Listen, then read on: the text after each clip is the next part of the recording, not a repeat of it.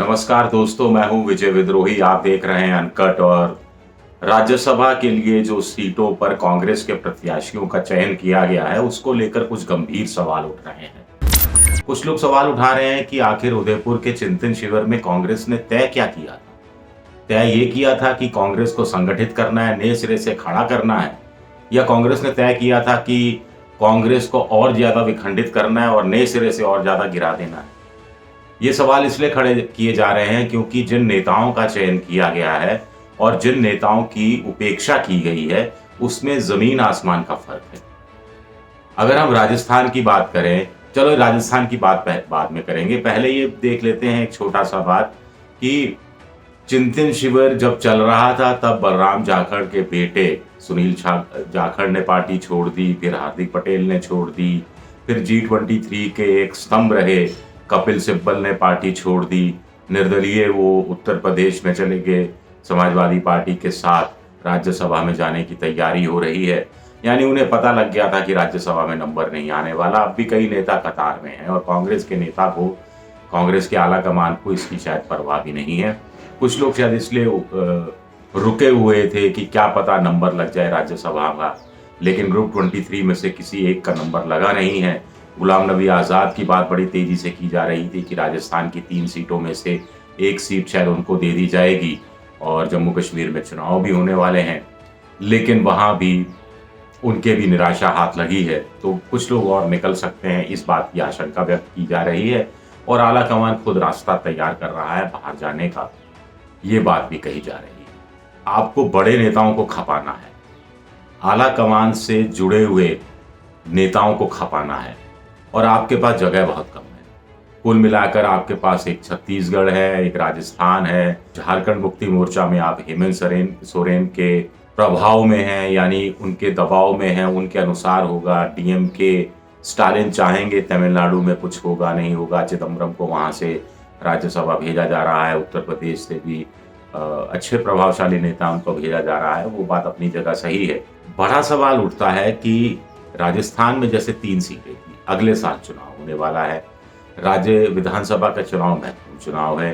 पूरे हिंदुस्तान में एक राजस्थान और एक छत्तीसगढ़ है जहां कांग्रेस की सरकार है और कांग्रेस को बहुत जरूरी है जनता के बीच में ये छवि पहुंचाना कि कांग्रेस अपनी सरकारों को दोबारा जिताने की क्षमता रखती है, एंटी इनकम्बेंसी का मुकाबला करने की क्षमता रखती है।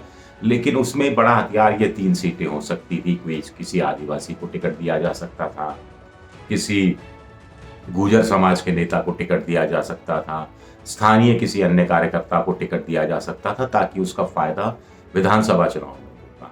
अब आप देखिए, राजस्थान में बीजेपी ने घनश्याम तिवारी को टिकट दिया है, एक सीट है जो वो निकाल सकते हैं आसानी से। घनश्याम तिवारी कौन है? घनश्याम तिवारी बड़े ब्राह्मण नेता हैं, लेकिन पिछले कई सालों से हाशिए पर थे।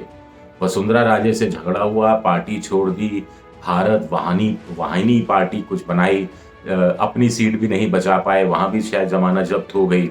उसके बाद कांग्रेस में चले गए, कांग्रेस से वापस आ गए, अमित शाह के खिलाफ भी कुछ बोला था उस समय गुस्से में।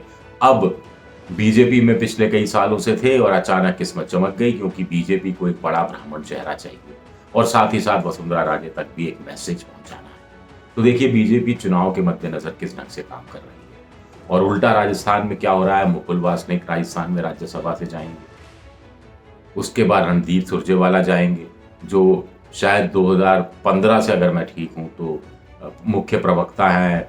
हरियाणा का विधानसभा चुनाव भी लड़े थे, वहां भी हार गए थे और प्रवक्ता के रूप में भी वो इतने कामयाब नहीं हुए हैं। तो ऐसे नेताओं की जगह दूसरे नेताओं को प्रवक्ता बनाना चाहिए, या फिर उनको पद बढ़ा देना चाहिए, वजन बढ़ा देना चाहिए, समझ से परे है। उत्तर प्रदेश के प्रमोद तिवारी राजस्थान में, उनका क्या काम? आगे राजस्थान से वो राज्यसभा में चले जाएंगे तो राजस्थान का क्या भला हो जाएगा? ये भी कुछ बड़े सवाल उठते हैं। राजस्थान से वैसे पहले आनंद शर्मा रहे, फिर अभी मनमोहन सिंह भी राजस्थान से हैं, हमारे उपराष्ट्रपति वेंकैया नायडू वो भी राजस्थान से थे, नजमा हेपतुल्ला थी, अल्फांसो जो बीजेपी के नेता मंत्री वो राजस्थान से। तो राजस्थान क्या धर्मशाला सी हो गई है राज्यसभा के मद्देनजर देखा जाए, वो बहस का अलग विषय है। लेकिन अभी हम कांग्रेस की बात कर रहे हैं, तो कांग्रेस के नेता आखिर चाहते क्या हैं? नेता से मेरा मतलब है कि आला कमान चाहता क्या है। अपने 3 लोगों को रख दिया। अगर हम बार-बार राजस्थान का उदाहरण इसलिए ले रहे हैं क्योंकि एक आदर्श उदाहरण है जो समझने में हमें आसानी होती है जिससे। तो अशोक गहलोत भी नतमस्तक हो गए।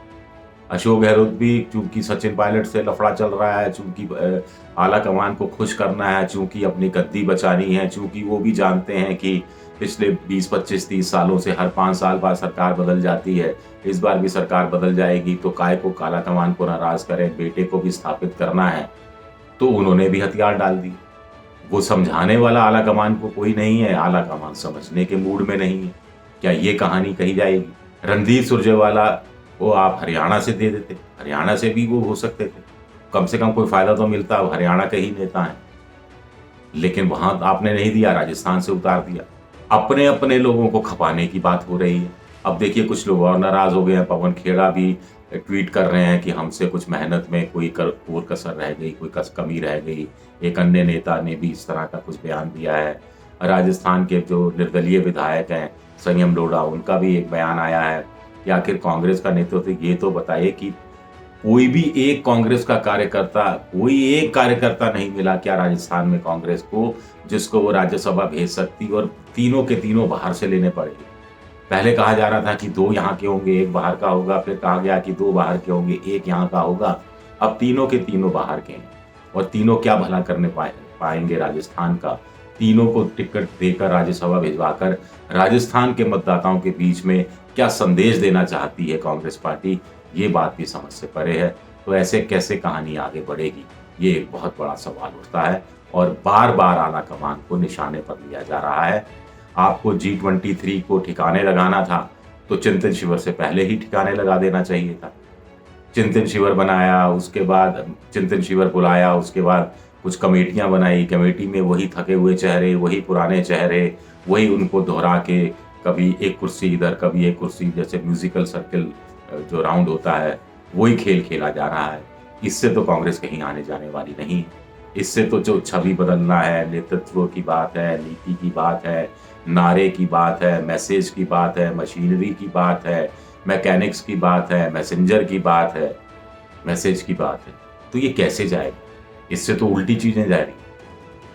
तो कोई एक कदम कांग्रेस ने ऐसा नहीं उठाया है जिससे लगे कि कांग्रेस बहुत सतर्क है, कांग्रेस बहुत गंभीर है, कांग्रेस अपनी स्थितियों का यथार्थ का आंकलन कर रही है और उस हिसाब से फैसले ले रही है, पार्टी हित में फैसले ले रही है आला कमान।